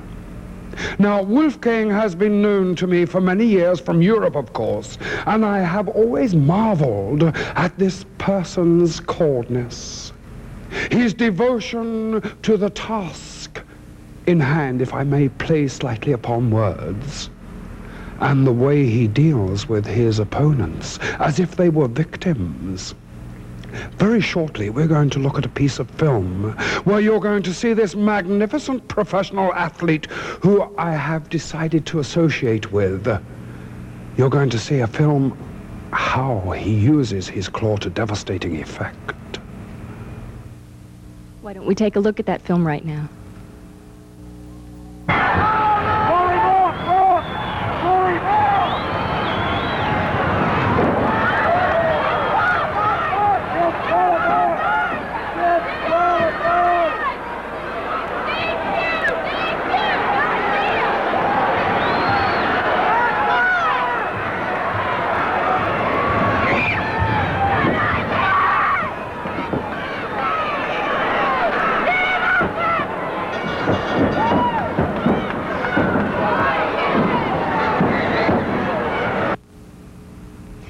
Baron, we know that you are from Germany, but I wonder if you'd tell us a little bit more about your background. Well, I was educated to the highest degree in the tradition of my father and my fatherland.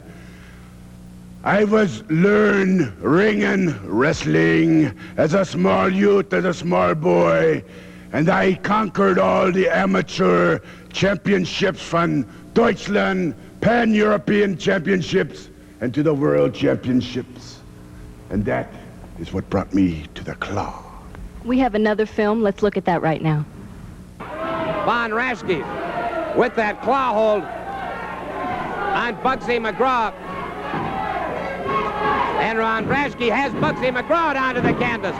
And he has single-handedly now filled Tommy Yates, Scotts McGee, and now has Bugsy McGraw.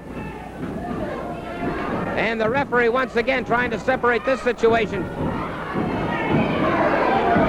Bugsy McGraw trying to battle his way up. And wait a minute.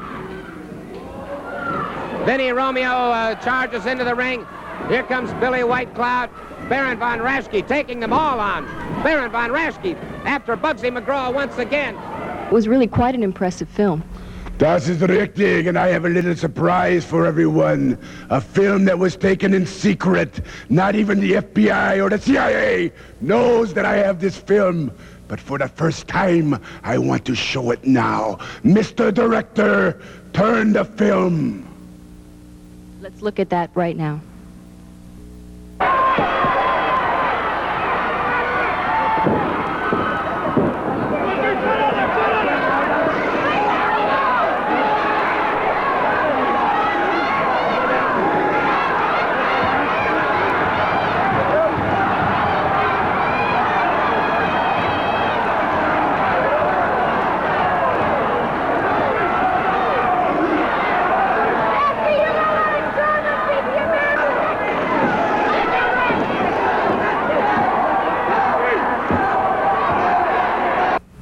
Shocked? Surprised? You saw it, the American dream! Dusty Rhodes! In my hand, in my claw, down and suffering! I want to thank you both for being here on my Take 5, and that's Take 5 for this week.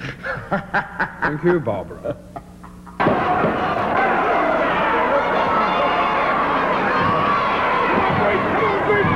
Come on!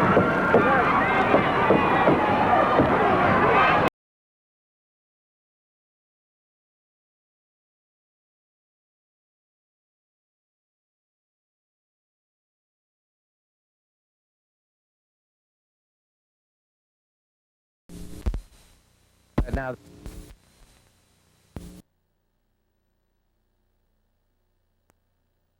fans for their total support and pushing me towards this belt, and I'm just glad I got it. I'll tell you one thing, of course, we saw earlier, of course, you've got a situation that to hold the World Heavyweight Championship, I might add. And obviously, these two men have something on their mind. Terry Funk now is the current Florida Heavyweight Champion, and the situation between you and the Rhodes and all are getting a little out of hand, sir. Well, Gordon, we pride ourselves on being great wrestlers. We built our reputation on wrestling. We're Christian athletes, and we believe that wrestling matches should be wrestling. And we're not facing wrestling when we're here in Florida wrestling Dusty Rhodes. And I'm not just talking. I'm not just saying things. We've got films to prove that Dusty Rhodes is the biggest cheater in professional wrestling in Florida. Now, we've got some film that you can just take a look. You can see him using a cast. You can see him using cowboy boots. You can see Dusty Rhodes breaking the rule book every way that the rule book can be broken? Well, I find myself, first of all, it's your brother's fault that Dusty Rhodes had a broken arm. Well, a man's got no right to... the cast on his arm, I believe it's got steel on the inside of it. He's using it like a weapon. I've seen Dusty Rhodes attack the two of us before a match ever got started. I've seen Dusty Rhodes using cowboy boots as a weapon. He doesn't go in the ring unless he's got an axe. How can you fight how can you fight a man? How can you get in an axe fight without an axe yourself? Well, that's an interesting observation. Let's take a look at what he was talking about. Dory Funk Jr. referring to a situation with Dusty Rhodes. Let's take a look.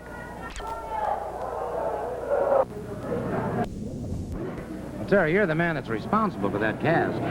This is a vicious, vicious man, and I don't want to see you siding with him solely, but why is he so vicious? Because he sees what he once had dripping and slipping through his hands, and what he once had was the people from the Florida area following him and believing that he could actually wrestle. Now take a look at this and see what kind of unnecessary tactics that he uses now. Take a good look at this right now. I'd go ahead and just go around on it one time, but you saw what Rhodes did to me. He hit me with that cast, and you saw it drive me straight up in the air, 1.5 feet. Again, you see him hit me with that cast. Look what the man is doing to me. He's not... Well, of course, there is another man back in Florida now, Joe LeDuc, that's after Dusty, too. That's right, Gordon. See, it's not only Terry and myself that have to watch out for the antics of Dusty Rhodes. Our good friend Joe LeDuc in the ring with Dusty Rhodes. Take a look right now. You'll see how Dusty uses that cast for a weapon. Joe LeDuc had an unsuccessful trip to Japan, an unsuccessful trip, and not because of his own ability, it's because of what Dusty Rhodes did to him. Now look at this. This is the third instance that we are showing you of the man and his violent, vile, stupid nature. He lost all his belts and all his fans, and now he lost all his guts. Good grief. Now, Dusty, don't be telling me. What are you telling me, Dusty, for? Well, what can I say except that you have to use what you have at your disposal when you've been injured like Dusty Rhodes was injured, had his arm broken by Terry Funk. We'll be back to see the Funk brothers in action in just a moment. Time limit. Introducing from Charlottesville, Virginia, weighing 240 pounds, Steve Travis. His partner from Montreal, weighing in at 220 pounds, Jerry Roberts. Their opponents, on my left from Texas, weighing 238 pounds, a former world heavyweight champion, Dory Funk Jr. His partner from Texas, weighing in at 260 pounds, a former world heavyweight champion, currently Florida champion, Terry Funk.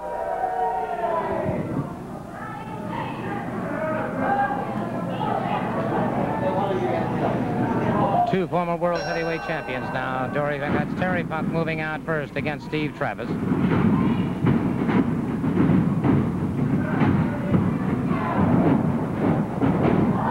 blocked by Travis now. Back into those ring ropes, the referee. And the tag is made. It'll be Dory Funk Jr. moving into the ring against Steve Travis.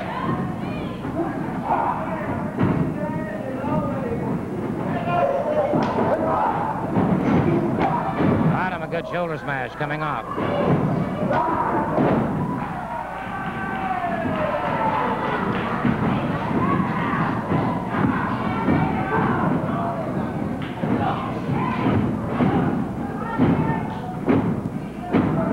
Jerry Roberts out there, having made the tag with Travis now.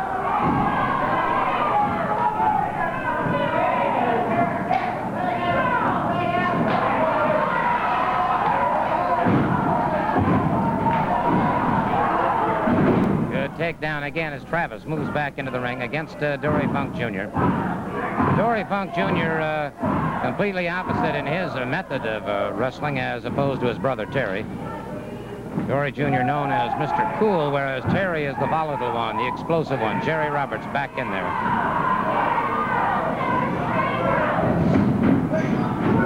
Caught Jerry Roberts that time.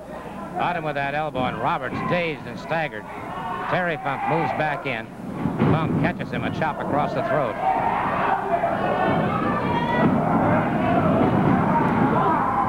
And again, Terry Funk driving that knee.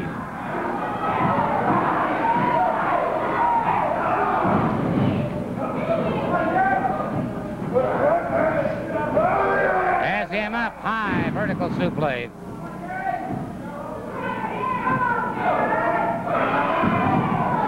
Catches him again, now makes the tag.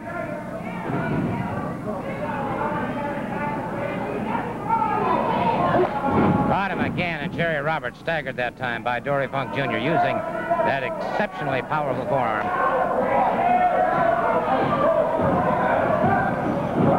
They catch him coming off the ropes. Jerry Roberts in trouble. Roberts firing back now on Terry Funk. Roberts moving exceptionally well, but drops. He's taking a lot of punishment. Roberts tried to get over to make the tag. Catches Roberts again. And Roberts rocked and reeling up against those. Now Roberts.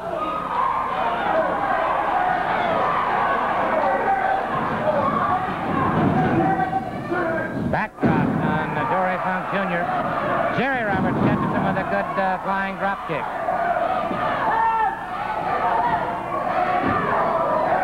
Dory Funk Jr. has him up, brings him down on that knee, makes the tag.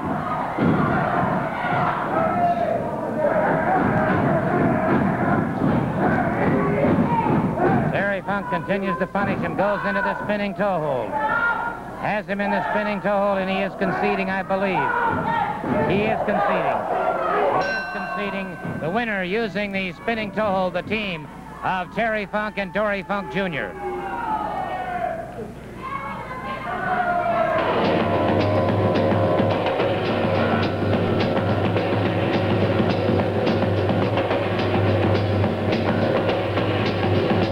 Stood at ringside with me and made a most unusual challenge.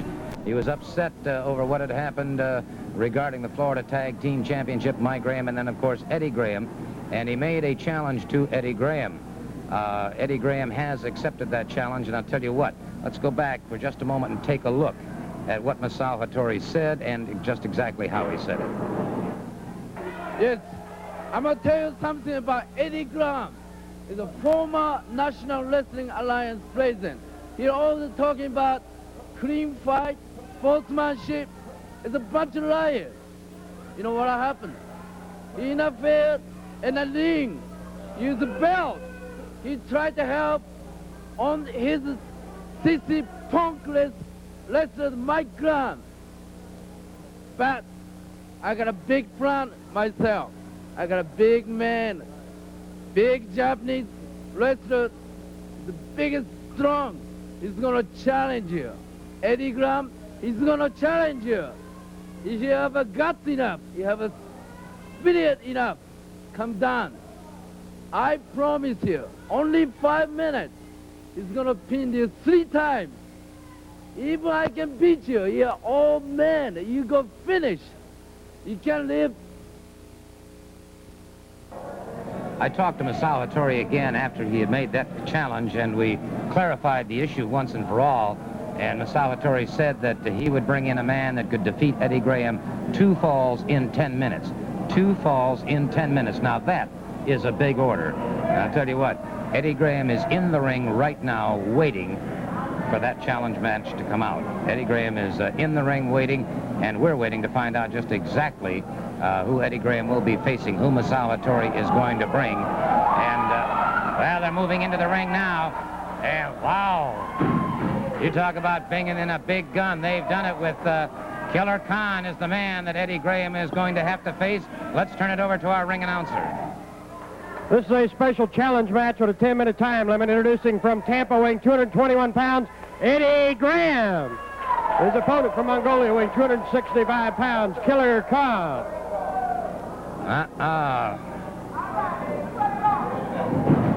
Well, and Killer Khan charging right off the bat. So Eddie Graham going up against 6 foot 5 inch, nearly 300-pound Killer Khan. The way Khan has got that leg tied up, they're into those ropes. Now it's Khan with a front chancery on Eddie Graham. Remember, Khan has to beat him twice in 10 minutes. That's a big order indeed, particularly on somebody like Eddie Graham. Although he has not been that active in the ring of late. Certainly there's no question about the great heart, the great desire that Eddie Graham has. Khan tried for a hip toss there. The takedown on Graham into a lateral press. Graham getting that shoulder off. So Khan trying early. Remember, Hattori said he would have his man beat Eddie Graham 2 falls in 10 minutes. And look at the way he's tied up that ankle, trying to tie up the arm. Now, Eddie Graham can maintain a good defensive posture here.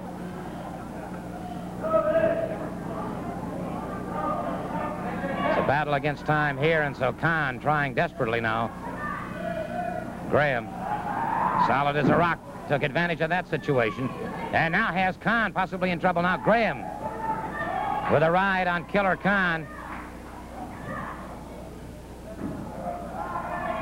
Graham again floats over his man, back to his feet. Killer Khan back on his feet and obviously frustrated. And so, time moves along. Khan, frustrated, moves in against him once again. Graham to the side now. Good side chancery. They're into those ropes. Referee calling for the break. Graham backing and a chop by Khan that misses.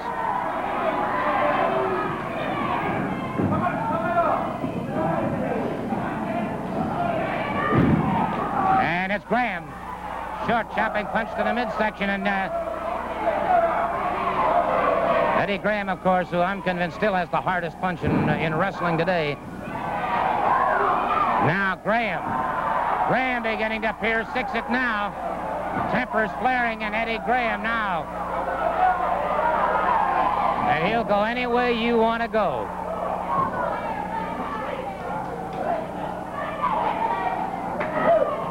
Khan smashing across the chest, blocked that time by Khan. Front chancery with Killer Khan. Now Khan. Move inside, and it is a good block and a back out by Eddie Graham. Graham keeping him tied up, and time continues to move.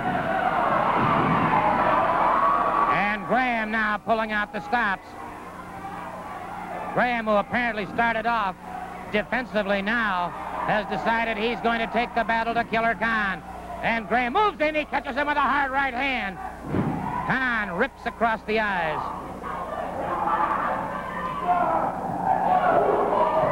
Graham lashes out, and Khan now letting out all the stops. Full slam on Eddie Graham. Khan drives a knee into the chest.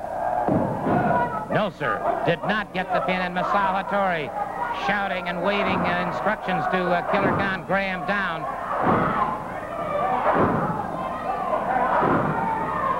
Graham in trouble on that canvas now. And again, Masao Hattori issuing more instructions. A knee to the midsection of Eddie Graham, another knee. Now Graham fires one to the midsection of Killer Khan. Aha! That one caught him solidly on the side of the jaw, but Khan. Both into those ropes again, the referee calling for the break. It's Khan with a chop. Graham. The right hand once again. Khan drives that knee. Now it's Graham back, another one to the midsection. Oh, chop across the throat and another one, and Graham on those ropes and in trouble now. Graham caught again. You can hear the chant here being picked up here at the Sportatorium. Go, Eddie, go. 1, 2. No, sir. Move that shoulder out before that count of 3, and Graham still fighting back gamely. Graham in trouble now. Caught in the throat. Repeated boots to the top of the head now, and Graham Khan has still not been able to put his shoulders down for that count of 3. Salvatore said he could. Graham.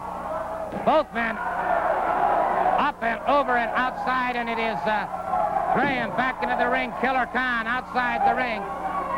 And Salvatore complaining. Salvatore complaining about going over that top rope. But Salvatore in the ring now, saying that the match should be it.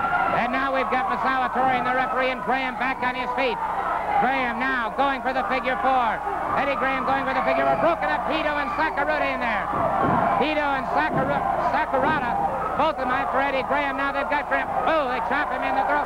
Wait a minute, here comes Mike Graham and Ray Stevens. Graham taking repeated punches to the throat. Mike Graham and Ray Stevens in there. Graham is down. Killer Khan coming to his feet, and we've got a real Pier 6er going here now. Sakurada and Ray Stevens, and it's Mike Graham and Hito in the far corner. Eddie Graham outside the ring. Eddie Graham coming back into that ring after Killer Khan catches him over the top of the head. Khan is down. He catches Hito. Khan is down, and Graham catches a chop in the head. He fell over Khan. He's got the cliff.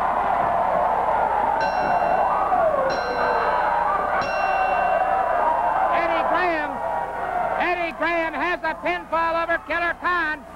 And Sakurada and Hito have left the ring. Let me get over there and see if I can talk to them. Let me find out how he is. I'll be over there.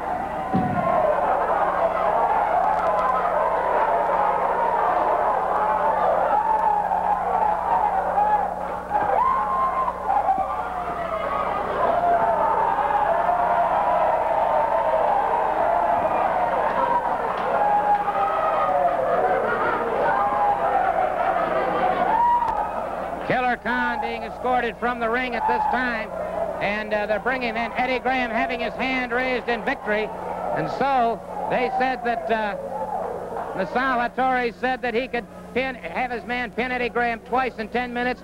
He not only couldn't do that, but he ended up getting pinned himself. There you see it again, Eddie Graham's hand being raised in victory. I want to take a moment, if I can, to talk to Eddie. I know he's dazed and battered from all of what happened in there. But, and just as soon as he gets a little composure here, I certainly want to say that Salvatore certainly raised the hackles of a man that he never should have messed with in the first place. He said he could beat this man 2 falls in 10 minutes. Instead, it's Eddie Graham having his hand raised in victory. And Ed, are you capable enough to talk for a moment or so? About what? Well, first of all, you took an awful risk, Eddie. You haven't been wrestling in a while. A lot of things must have gone through your mind when you stepped into that ring. Well, yeah, I suppose so. I guess, Gordon. But you know, when somebody says they can beat you 2 falls in a certain amount of time, that's about